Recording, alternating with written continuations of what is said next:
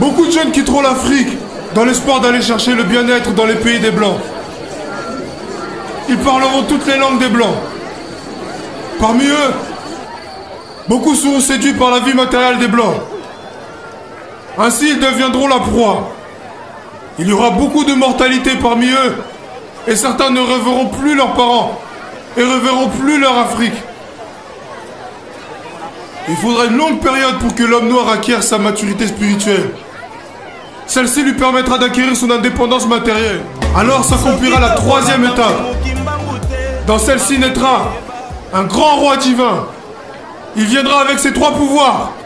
Le pouvoir spirituel, le pouvoir scientifique et le pouvoir politique. Je serai moi-même le représentant de ce roi. Je liquiderai l'humiliation que, depuis les temps les plus reculés, l'on a cessé d'infliger aux Noirs par l'esclavage et la colonisation. Car de toutes les races de la Terre, aucune n'a été autant maltraitée et humiliée que la race noire. C'est pour cela, chers frères et sœurs, continuez à lire la Bible. À travers ces écrits, vous arriverez à décerner les actes de ceux qui sont venus vous apporter ce livre et les écrits ou principes moraux contenus dans ce livre. Il faut qu'un voleur soit saisi avec l'objet qu'il a volé.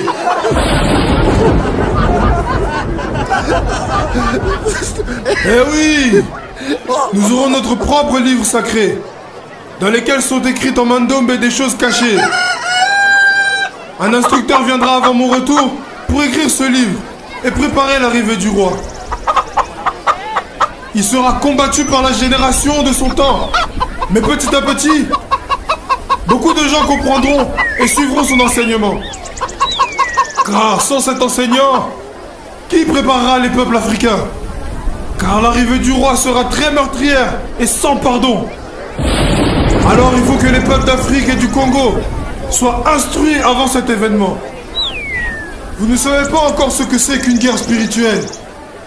Quand les peuples congos commenceront à se libérer, tout pays qui osera attaquer le Congo sera englouti sous les eaux. Vous ne connaissez pas encore la puissance de ceux qui sont envoyés par le Père Tout-Puissant.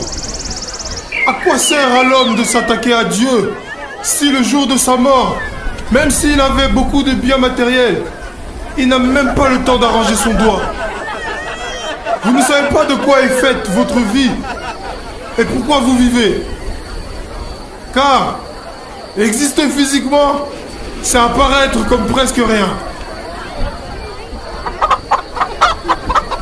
Pourquoi tuer son prochain et espérer rester en vie? Et pour combien de temps? Dieu n'est pas le temps, ni l'espace. Il est un tout, dans le tout. La génération du Congo perdra tout. Elle sera embrouillée et compliquée par des enseignements et des principes moraux pervers, corrompus du monde européen. Elle ne connaîtra plus les principes maritaux de ses ancêtres, de son Nzambi Mpungu Tulendo. Elle ignorera sa langue maternelle. Alors je vous encourage à ne pas négliger ni mépriser vos langues maternelles.